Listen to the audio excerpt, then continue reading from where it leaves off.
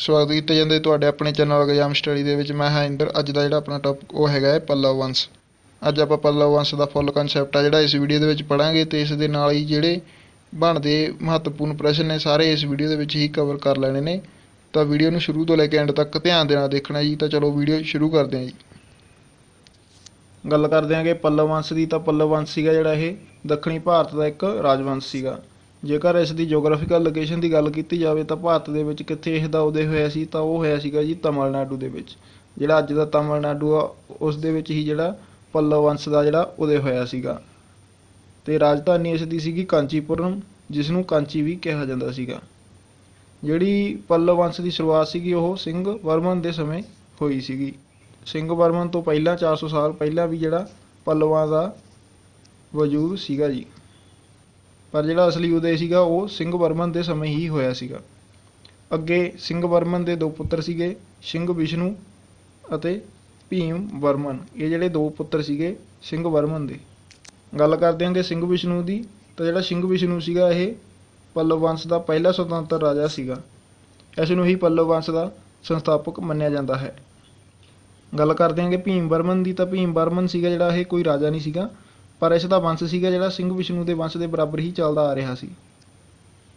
अगे जाके देखते हैं भी जिहड़े इन्हां दोनों के वंशां दे विचों ही पल्लव वंश के जिहड़े राजे बने सीगे जी। सब तो पहला आउंदे ने कि सिंह विष्णु वंश के राजे।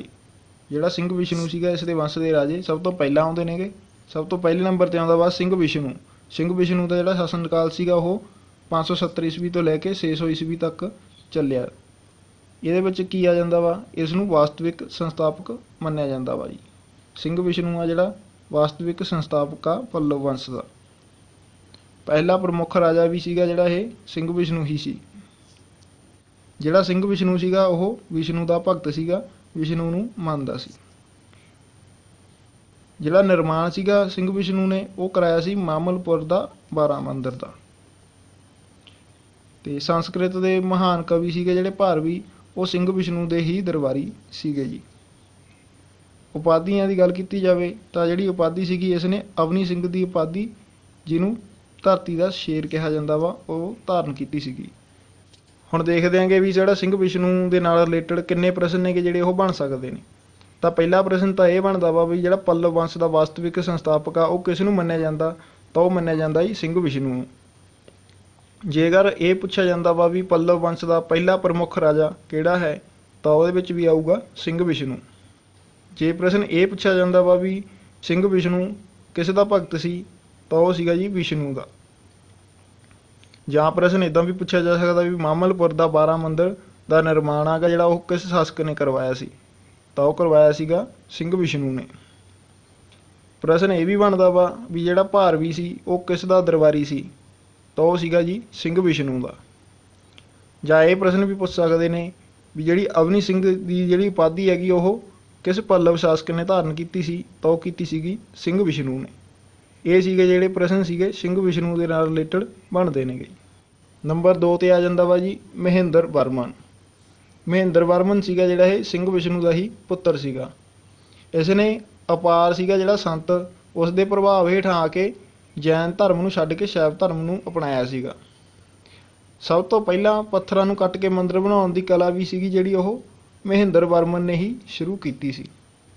ਮਹਿੰਦਰ ਵਰਮਨ ਦਾ ਗੁਰੂ ਸੀਗਾ ਰੁਦਰਾਚਾਰੀਆ, ਜਿਹੜਾ ਕਿ ਇੱਕ ਸੰਗੀਤਕਾਰ ਸੀਗਾ। ਮਤ ਵਿਲਾਸ ਪ੍ਰੈਸਨ ਨਾਂ ਦੇ ਗ੍ਰੰਥ ਦੀ ਰਚਨਾ ਸੀਗੀ ਜਿਹੜੀ ਉਹ ਮਹਿੰਦਰ ਵਰਮਨ ਦੁਆਰਾ ਹੀ ਕੀਤੀ ਜਾਂਦੀ ਹੈ। ਭਾਰਵੀ ਨੇ ਕਰਾਤਾਜੁਨੀਅਮ ਮਹਾਕਾਵਿ ਦੀ ਰਚਨਾ ਸੀਗੀ ਜਿਹੜੀ ਉਹ ਮਹਿੰਦਰ ਵਰਮਨ ਦੇ ਸਮੇਂ ਹੀ ਕੀਤੀ ਸੀਗੀ। ਮਹਿੰਦਰ ਵਰਮਨ ਦੇ ਸਮੇਂ ਇਸ ਨੇ ਕਰਾਤਾਜੁਨੀਅਮ ਮਹਾਕਾਵਿ ਲਿਖਿਆ ਸੀ। ਤੇ ਜਿਹੜਾ ਭਾਰਵੀ ਸੀਗਾ ਉਹ ਦਰਬਾਰੀ ਸੀਗਾ ਸਿੰਘ ਵਿਸ਼ਨੂੰ ਦਾ। ਮਹਿੰਦਰ ਵਰਮਨ ਨੇ ਉਪਾਧੀਆਂ ਕਿਹੜੀਆਂ ਧਾਰਨ ਕੀਤੀਆਂ ਸੀਗੀਆਂ, ਤਾਂ ਉਹਦੇ ਵਿੱਚ ਆ ਜਾਂਦਾ ਵਾ ਮਤ ਵਿਲਾਸ, ਬਚਿੱਤਰ ਚਿੱਤ, ਗੁਣਪਰ ਅਤੇ ਸ਼ਤਰੂਮਲ। ਇਹ ਜਿਹੜੀਆਂ ਉਪਾਧੀਆਂ ਸੀਗੀਆਂ ਮਹਿੰਦਰ ਵਰਮਨ ਨੇ ਧਾਰਨ ਕੀਤੀਆਂ ਸੀਗੀਆਂ। ਮਹਿੰਦਰ ਵਰਮਨ ਨੂੰ ਪੁਲਕੇਸ਼ਨ ਦੂਜਾ ਨੇ ਹਰਾਇਆ ਸੀਗਾ। ਇਹ ਚੀਜ਼ਾਂ ਨੂੰ ਤੁਸੀਂ ਯਾਦ ਰੱਖਣਾ। ਤੇ ਇਸ ਦੇ ਵਿੱਚ ਜਿਹੜੇ ਪ੍ਰਸ਼ਨ ਨੇ ਕਿ ਉਹ ਕੀ ਬਣ ਸਕਦੇ ਨੇ, ਇਹਦੇ ਵਿੱਚ ਤਾਂ ਪਹਿਲਾ ਪ੍ਰਸ਼ਨ ਇਹ ਬਣਦਾ ਵਾ ਵੀ ਜਿਹੜਾ ਮਹਿੰਦਰ ਵਰਮਨ ਹੈਗਾ ਉਹ ਕਿਸ ਦਾ ਪੁੱਤਰ ਸੀ, ਤਾਂ ਉਹ ਸੀਗਾ ਜੀ ਸਿੰਘ ਵਿਸ਼ਨੂੰ ਦਾ ਪੁੱਤਰ। ਇਹ ਪ੍ਰਸ਼ਨ ਵੀ ਬਣ ਸਕਦਾ ਇਹਦੇ ਵਿੱਚ ਵੀ ਕਿਸ ਦੇ ਪ੍ਰਭਾਵ ਹੇਠ ਆ ਕੇ ਮਹਿੰਦਰ ਵਰਮਨ ਨੇ ਜੈਨ ਧਰਮ ਨੂੰ ਛੱਡ ਕੇ ਸ਼ੈਵ ਧਰਮ ਨੂੰ ਅਪਣਾਇਆ, ਤਾਂ ਇਹਦੇ ਵਿੱਚ ਆਊਗਾ ਸੰਤ ਅਪਾਰ। ਇਹਦੇ ਵਿੱਚ ਅਗਲਾ ਪ੍ਰਸ਼ਨ ਬਣਦਾ ਵਾ, ਸਭ ਤੋਂ ਪਹਿਲਾਂ ਪੱਥਰਾਂ ਨੂੰ ਕੱਟ ਕੇ ਮੰਦਿਰ ਬਣਾਉਣ ਦੀ ਕਲਾ ਕਿਸ ਨੇ ਸ਼ੁਰੂ ਕੀਤੀ ਸੀ? ਤਾਂ ਉਹਦੇ ਵਿੱਚ ਤੁਹਾਨੂੰ 4 ਆਪਸ਼ਨਾਂ ਦਿੱਤੀਆਂ ਜਾ ਸਕਦੀਆਂ ਨੇ, ਤਾਂ ਜਿਹੜਾ ਉਹਦੇ ਵਿੱਚ ਮਹਿੰਦਰ ਵਰਮਨ ਆਊਗਾ ਉਹ ਹੋਊਗਾ ਰਾਈਟ ਆਨਸਰ। ਇਹ ਵੀ ਪ੍ਰਸ਼ਨ ਪੁੱਛਿਆ ਜਾ ਸਕਦਾ ਵਾ ਵੀ ਮਹਿੰਦਰ ਵਰਮਨ ਦਾ ਗੁਰੂ ਕੌਣ ਸੀਗਾ, ਜਾਂ ਇਹ ਪ੍ਰਸ਼ਨ ਵੀ ਬਣ ਸਕਦਾ ਇਹਦੇ ਵਿੱਚ ਵੀ ਮਤ ਵਿਲਾਸ ਪ੍ਰੈਸ਼ਨ ਨਾਂ ਦੇ ਗ੍ਰੰਥ ਦੀ ਰਚਨਾ ਕਿਸ ਪੱਲਵ ਸ਼ਾਸਕ ਨੇ ਕੀਤੀ। ਅੱਗੇ ਦੇਖਦੇ ਅੱਗੇ ਹੋਰ ਕਿਹੜੇ ਪ੍ਰਸ਼ਨ ਇਹਦੇ ਵਿੱਚ ਬਣ ਸਕਦੇ ਨੇ, ਤਾਂ ਇਹ ਵੀ ਪ੍ਰਸ਼ਨ ਬਣ ਸਕਦਾ ਵਾ ਵੀ ਜਿਹੜੇ ਕਿਰਾਤਾਰਜੁਨ ਮਹਾਕਾਵਿ ਦੀ ਰਚਨਾ ਭਾਰਵੀ ਨੇ ਕਿਸ ਦੇ ਸ਼ਾਸਨ ਕਾਲ ਦੇ ਦੌਰਾਨ ਕੀਤੀ ਸੀ? ਤਾਂ ਉਹਦੇ ਵਿੱਚ ਆਊਗਾ ਮਹਿੰਦਰ ਵਰਮਨ। ਇਹਦੇ ਵਿੱਚ ਉਪਾਧੀਆਂ ਦੇ ਵਿੱਚੋਂ ਵੀ ਪ੍ਰਸ਼ਨ ਬਣਦੇ ਨੇ ਵੀ ਜਿਹੜੀ ਵਿਚਿੱਤਰ ਚਿੱਤ ਦੀ ਉਪਾਧੀ ਸੀ ਜਾਂ ਸ਼ਤਰੂਮਲ ਦੀ ਉਪਾਧੀ ਸੀ ਉਹ ਕਿਸ ਪੱਲਵ ਸ਼ਾਸਕ ਨੇ ਧਾਰਨ ਕੀਤੀ ਸੀ? ਤਾਂ ਉਹ ਕੀਤੀ ਸੀਗੀ ਮਹਿੰਦਰ ਵਰਮਨ ਨੇ। ਜਾਂ ਇਹ ਵੀ ਪੁੱਛਿਆ ਜਾ ਸਕਦਾ ਵੀ ਪੁਲਕੇਸ਼ਨ ਦੂਜਾ ਨੇ ਕਿਸ ਪੱਲਵ ਸ਼ਾਸਕ ਨੂੰ ਹਰਾਇਆ ਸੀ? ਤਾਂ ਉਹ ਹਰਾਇਆ ਸੀਗਾ ਮਹਿੰਦਰ ਵਰਮਨ ਨੂੰ ਜੀ। ਨੰਬਰ 3 ਤੇ ਆਉਂਦਾ ਵਾ ਜੀ ਨਰਸਿੰਘ ਵਰਮਨ ਪਹਿਲਾ, ਜਿਸ ਦਾ ਸ਼ਾਸਨ ਦਾ ਸਮਾਂ ਸੀਗਾ ਉਹ 630 ਈਸਵੀ ਤੋਂ ਲੈ ਕੇ 668 ਈਸਵੀ ਤੱਕ ਦਾ ਸਮਾਂ ਸੀਗਾ। ਇਹਦੇ ਵਿੱਚ ਕੀ ਹੁੰਦਾ ਵਾ, ਇਹ ਪੁਲਕੇਸ਼ਨ ਦੂਜਾ ਦੀ ਜਿਹੜਾ ਹੱਤਿਆ ਕਰ ਦਿੰਦਾ ਵਾ। ਜਿਸ ਨੇ ਮਹਿੰਦਰ ਵਰਮਨ ਨੂੰ ਹਰਾਇਆ ਸੀਗਾ ਇਹ ਆਪਣੇ ਪਿਤਾ ਦੀ ਹਾਰ ਦਾ ਬਦਲਾ ਲੈਂਦਾ ਵਾ ਤੇ ਪੁਲਕੇਸ਼ਨ ਦੂਜਾ ਦੀ ਹੱਤਿਆ ਕਰ ਦਿੰਦਾ ਵਾ। ਵਾਤਾਪੀ ਤੇ ਇਸ ਨੇ ਕਬਜ਼ਾ ਕਰ ਲਿਆ ਸੀਗਾ। ਤੇ ਮਹਾਬਲਪੁਰ ਨਗਰ ਦੀ ਜਿਹੜੀ ਸਥਾਪਨਾ ਸੀਗੀ ਉਹ ਨਰਸਿੰਘ ਵਰਮਨ ਪਹਿਲਾ ਨੇ ਹੀ ਕੀਤੀ ਸੀ। ਹਿਊਨ ਸਾਂਗ ਜਿਹੜਾ ਕਿ ਚੀਨੀ ਯਾਤਰੀ ਸੀਗਾ ਉਸ ਨੇ ਨਰਸਿੰਘ ਵਰਮਨ ਦੇ ਸਮੇਂ ਹੀ ਜਿਹੜੀ ਹੈਗੀ ਕਾਂਚੀ ਦੀ ਯਾਤਰਾ ਕੀਤੀ ਸੀਗੀ।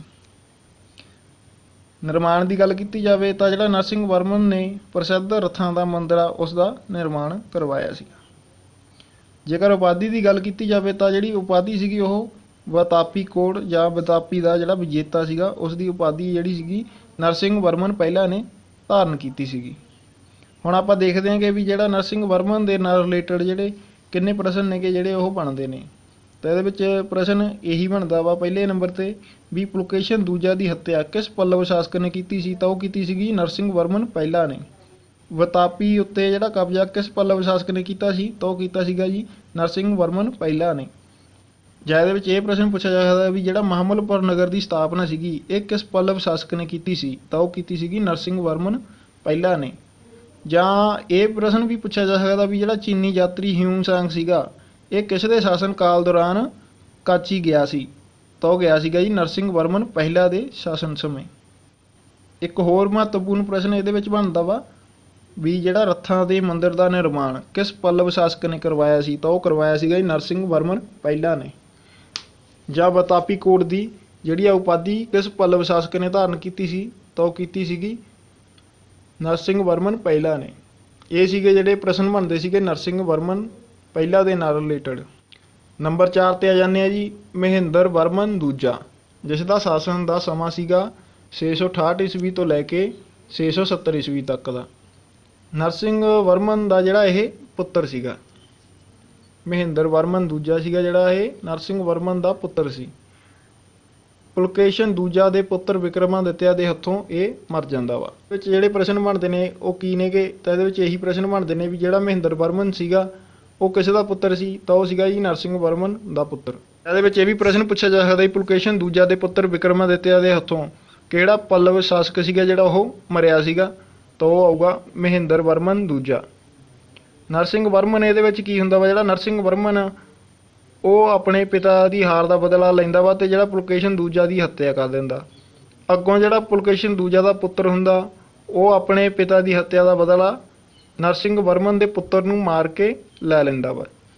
ਅੱਗੇ ਆ ਜਾਂਦੇ ਆ ਨੰਬਰ 5 ਪਰਮੇਸ਼ਵਰ ਵਰਮਨ ਪਹਿਲਾ, ਜਿਸ ਦਾ ਸ਼ਾਸਨ ਦਾ ਸਮਾਂ ਸੀਗਾ 670 ਈਸਵੀ ਤੋਂ ਲੈ ਕੇ 695 ਈਸਵੀ ਤੱਕ ਦਾ। ਇਹ ਸ਼ੈਵ ਧਰਮ ਨੂੰ ਮੰਨਣ ਵਾਲਾ ਸੀਗਾ ਤੇ ਜਿਹੜਾ ਨਿਰਮਾਣ ਸੀਗਾ ਇਸਨੇ ਮਾਮਲਪੁਰ ਦੇ ਗਣੇਸ਼ ਮੰਦਿਰ ਦਾ ਨਿਰਮਾਣ ਕਰਵਾਇਆ ਸੀਗਾ। ਉਪਾਧੀਆਂ ਦੀ ਜੇਕਰ ਗੱਲ ਕੀਤੀ ਜਾਵੇ ਤਾਂ ਇਸਨੇ ਇਕਮਲ, ਰਣਜੈ, ਉਗਰਦੰਦ ਅਤੇ ਗੁਣਭਾਜਨ ਦੀ ਜਿਹੜੀ ਉਪਾਧੀ ਸੀਗੀ ਉਹ ਧਾਰਨ ਕੀਤੀ ਸੀਗੀ।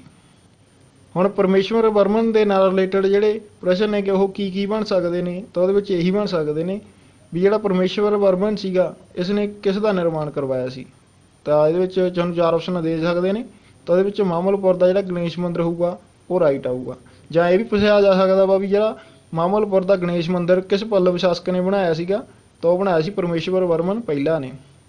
ਜਾਂ ਉਪਾਧੀਆਂ ਦੇ ਵਿੱਚੋਂ ਪੁੱਛਿਆ ਜਾ ਸਕਦਾ ਤੁਹਾਨੂੰ ਕੋਈ ਪ੍ਰਸ਼ਨ ਵੀ ਜਿਹੜੀ ਉਗਰਦੰਡ ਦੀ ਉਪਾਧੀ ਆ ਉਹ ਕਿਸ ਪੱਲਵ ਸ਼ਾਸਕ ਨੇ ਧਾਰਨ ਕੀਤੀ ਸੀ? ਤਾਂ ਉਹ ਕੀਤੀ ਸੀਗੀ ਪਰਮੇਸ਼ਵਰ ਵਰਮਨ ਪਹਿਲਾ ਨੇ।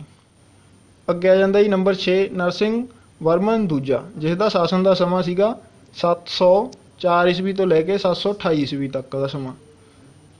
ਇਸ ਨੇ ਆਪਣੇ ਰਾਜਦੂਤਾਂ ਨੂੰ ਚੀਨ ਦੇ ਵਿੱਚ ਭੇਜਿਆ ਸੀਗਾ। ਨਿਰਮਾਣ ਕਾਚੀ ਦਾ ਕੈਲਾਸ਼ਨਾਥ ਮੰਦਿਰ ਦਾ ਨਿਰਮਾਣ ਤੇ ਮਹਾਬਲੀਪੁਰਮ ਦੇ ਸ਼ੋਰ ਮੰਦਿਰ ਦਾ ਨਿਰਮਾਣ ਸੀਗਾ ਜਿਹੜਾ ਇਸ ਨੇ ਕਰਵਾਇਆ ਸੀਗਾ। ਉਪਾਧੀ ਸੀਗੀ ਜਿਹੜੀ ਇਸ ਨੇ ਸ਼ੰਕਰ ਭਗਤ ਦੀ ਉਪਾਧੀ ਸੀਗੀ ਉਹ ਧਾਰਨ ਕੀਤੀ ਸੀਗੀ। ਹੁਣ ਨਰਸਿੰਘ ਵਰਮਨ ਦੂਜਾ ਦੇ ਵਿੱਚੋਂ ਜਿਹੜੇ ਪ੍ਰਸ਼ਨ ਨੇਗੇ ਉਹ ਕੀ ਬਣ ਸਕਦੇ ਨੇਗੇ? ਤਾਂ ਇਹਦੇ ਵਿੱਚ ਇਹੀ ਪ੍ਰਸ਼ਨ ਬਣਦਾ ਜਿਹੜਾ ਮੇਨ ਪ੍ਰਸ਼ਨ ਹੈਗਾ ਵੀ ਕਿਸ ਪੱਲਵ ਸ਼ਾਸਕ ਨੇ ਜਿਹੜੇ ਆਪਣੇ ਰਾਜਦੂਤਾਂ ਨੂੰ ਚੀਨ ਦੇ ਵਿੱਚ ਭੇਜਿਆ ਸੀ? ਤਾਂ ਉਹ ਭੇਜਿਆ ਸੀ ਨਰਸਿੰਘ ਵਰਮਨ ਦੂਜਾ ਨੇ। ਜਾਂ ਪ੍ਰਸ਼ਨ ਇਹ ਪੁੱਛਿਆ ਜਾ ਸਕਦਾ ਵਾ ਵੀ ਕਾਚੀ ਦਾ ਕੈਲਾਸ਼ਨਾਥ ਮੰਦਿਰ ਜਾਂ ਮਹਾਬਲੀਪੁਰਮ ਦਾ ਸ਼ੋਰ ਮੰਦਿਰ ਕਿਸ ਪੱਲਵ ਸ਼ਾਸਕ ਨੇ ਬਣਵਾਇਆ ਸੀ? ਤਾਂ ਉਹ ਬਣਵਾਇਆ ਸੀਗਾ ਨਰਸਿੰਘ ਵਰਮਨ ਦੂਜਾ ਨੇ। ਜਾਂ ਸ਼ੰਕਰ ਭਗਤ ਦੀ ਉਪਾਧੀ ਕਿਸ ਪੱਲਵ ਸ਼ਾਸਕ ਨੇ ਧਾਰਨ ਕੀਤੀ ਸੀ? ਤਾਂ ਉਹ ਕੀਤੀ ਸੀਗੀ ਨਰਸਿੰਘ ਵਰਮਨ ਦੂਜਾ ਨੇ ਜੀ। ਅੱਗੇ ਚੱਲਦੇ ਆ ਜੀ। ਅੱਗੇ ਨੰਬਰ 7 ਤੇ ਆ ਜਾਂਦਾ ਪਰਮੇਸ਼ਵਰ ਵਰਮਨ ਦੂਜਾ। ਪਰਮੇਸ਼ਵਰ ਵਰਮਨ ਦੂਜਾ ਨੂੰ ਗੰਗਵੰਸ਼ ਦੇ ਸ਼ਾਸਕਾਂ ਨੇ ਮਾਰ ਦਿੱਤਾ ਸੀਗਾ। ਇਸ ਦੇ ਨਾਲ ਹੀ ਕੀ ਹੁੰਦਾ ਵਾ, ਸਿੰਘ ਵਿਸ਼ਨੂੰ ਦੇ ਜਿਹੜੇ ਵੰਸ਼ ਦਾ ਅੰਤ ਹੋ ਜਾਂਦਾ ਵਾ ਜੀ।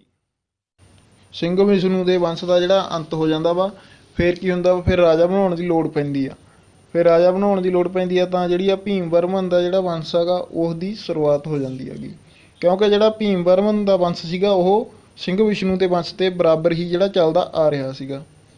ਫਿਰ ਕੀ ਹੁੰਦਾ ਵਾ, ਫਿਰ ਨੰਦੀ ਵਰਮਨ ਆ ਜਿਹੜਾ ਉਸ ਨੂੰ ਸ਼ਾਸਕ ਬਣਾਇਆ ਜਾਂਦਾ, ਜਿਸ ਦਾ ਸ਼ਾਸਨ ਦਾ ਸਮਾਂ 731 ਈਸਵੀ ਤੋਂ ਲੈ ਕੇ 795 ਈਸਵੀ ਤੱਕ ਦਾ ਸੀਗਾ। ਇਹ ਹਰੀਨੀਏ ਵਰਮਨ ਦਾ ਪੁੱਤਰ ਸੀਗਾ। ਇਸ ਦਾ ਦੰਤੀ ਦੁਰਗ ਦੇ ਨਾਲ ਯੁੱਧ ਹੁੰਦਾ ਵਾ। ਦੰਤੀ ਦੁਰਗ ਸੀਗਾ ਜਿਹੜਾ ਜੋ ਰਾਸ਼ਟਰਕੂਟ ਦਾ ਸੰਸਥਾਪਕ ਸੀਗਾ। ਦੰਤੀ ਦੁਰਗ ਦੇ ਨਾਲ ਯੁੱਧ ਦੇ ਵਿੱਚ ਜਿਹੜਾ ਨੰਦੀ ਵਰਮਨ ਹਾਰ ਜਾਂਦਾ ਵਾ। ਹਾਰਨ ਤੋਂ ਬਾਅਦ ਇਹਨਾਂ ਦੇ ਵਿੱਚ ਇੱਕ ਸੰਧੀ ਹੁੰਦੀ ਹੈ, ਜਿਸ ਸੰਧੀ ਦੇ ਅਨੁਸਾਰ ਜਿਹੜਾ ਦੰਤੀ ਦੁਰਗ ਹੈਗਾ ਉਸ ਦੀ ਜਿਹੜੀ ਪੁੱਤਰੀ ਰੇਵਾ ਉਸ ਦੇ ਨਾਲ ਜਿਹੜਾ ਨੰਦੀ ਵਰਮਨ ਦਾ ਵਿਆਹ ਹੋ ਜਾਂਦਾ ਵਾ ਜੀ। ਜਿਹੜਾ ਨੰਦੀ ਵਰਮਨ ਸੀਗਾ ਇਹ ਵੈਸ਼ਨਵ ਧਰਮ ਨੂੰ ਮੰਨਦਾ ਸੀ। ਜੇਕਰ ਨਿਰਮਾਣ ਦੀ ਗੱਲ ਕੀਤੀ ਜਾਵੇ ਤਾਂ ਜਿਹੜਾ ਨਿਰਮਾਣ ਸੀਗਾ ਉਸ ਨੇ ਕਾਂਚੀ ਦਾ ਮੁਕਤੇਸ਼ਵਰ ਮੰਦਿਰ ਅਤੇ ਬੈਕੁੰਠ ਦਾ ਪੇਰੂਮਲ ਮੰਦਿਰ, ਇਹਨਾਂ ਦੋਨਾਂ ਮੰਦਿਰਾਂ ਦਾ ਜਿਹੜਾ ਨਿਰਮਾਣ ਸੀਗਾ ਉਹ ਨੰਦੀ ਵਰਮਨ ਨੇ ਕੀਤਾ ਸੀਗਾ। ਪ੍ਰਸਿੱਧ ਵੈਸ਼ਨਵ ਸੰਤ ਅਲਵਾਰ ਇਸ ਦੇ ਹੀ ਸਮਕਾਲੀਨ ਸੀਗਾ। ਹੁਣ ਦੇਖਦੇ ਆਂਗੇ ਵੀ ਜਿਹੜਾ ਨੰਦੀ ਵਰਮਨ ਦੇ ਨਾਲ ਰਿਲੇਟਡ ਜਿਹੜੇ ਨੇਗੇ ਪ੍ਰਸ਼ਨ ਕੀ ਨੇਗੇ ਜਿਹੜੇ ਉਹ ਬਣ ਸਕਦੇ ਨੇ। ਤਾਂ ਜਿਹੜਾ ਭੀਮ ਵਰਮਨ ਦੇ ਵੰਸ਼ ਦੇ ਵਿੱਚੋਂ ਪਹਿਲਾ ਸ਼ਾਸਕ ਬਣਦਾ ਵਾ ਉਹ ਕੌਣ ਬਣਦਾ ਵਾ? ਉਹ ਬਣਦਾ ਨੰਦੀ ਵਰਮਨ। ਦੰਤੀ ਦੁਰਗ ਜੋ ਕਿ ਰਾਸ਼ਟਰਕੂਟ ਦਾ ਸੰਸਥਾਪਕ ਸੀਗਾ, ਇਸ ਦੇ ਨਾਲ ਕਿਸ ਪੱਲਵ ਸ਼ਾਸਕ ਦਾ ਜਿਹੜਾ ਵਾ ਯੁੱਧ ਹੁੰਦਾ ਵਾ ਤਾਂ ਉਹਦੇ ਵਿੱਚ ਆ ਜਾਂਦਾ ਵਾ ਨੰਦੀ ਵਰਮਨ। ਦੰਤੀ ਦੁਰਗ ਦੀ ਪੁੱਤਰੀ ਰੇਵਾ ਨਾਲ ਕਿਸ ਪੱਲਵ ਸ਼ਾਸਕ ਨੇ ਵਿਆਹ ਕਰਵਾਇਆ? ਤਾਂ ਉਹ ਕਰਵਾਇਆ ਨੰਦੀ ਵਰਮਨ ਨੇ। ਤੇ ਜਾਂ ਪ੍ਰਸ਼ਨ ਇਹ ਵੀ ਪੁੱਛਿਆ ਜਾ ਸਕਦਾ ਵੀ ਕਾਂਚੀ ਦਾ ਮੁਕਤੇਸ਼ਵਰ ਮੰਦਿਰ ਜਾਂ ਬੈਕੁੰਠ ਦਾ ਪੇਰੂਮਲ ਮੰਦਿਰ ਕਿਸ ਪੱਲਵ ਸ਼ਾਸਕ ਨੇ ਬਣਵਾਇਆ ਸੀ? ਤਾਂ ਉਹ ਬਣਵਾਇਆ ਸੀਗਾ ਜੀ ਨੰਦੀ ਵਰਮਨ ਨੇ। ਜਾਂ ਪ੍ਰਸ਼ਨ ਇਹ ਵੀ ਬਣ ਸਕਦਾ ਵਾ ਵੀ ਜਿਹੜੇ ਪ੍ਰਸਿੱਧ ਵੈਸ਼ਨਵ ਸੰਤ ਅਲਵਾਰ ਕਿਸ ਦਾ ਸਮਕਾਲੀਨ ਸੀ? ਤਾਂ ਉਹ ਸੀਗਾ ਜੀ ਨੰਦੀ ਵਰਮਨ ਦਾ। ਇਹ ਗੱਲਾਂ ਨੂੰ ਤੁਸੀਂ ਯਾਦ ਰੱਖਣਾ ਜੀ। ਅੱਗੇ ਆ ਜਾਂਦੇ ਆ ਜੀ ਨੰਬਰ 2 ਤੇ ਦੰਤੀ ਵਰਮਨ।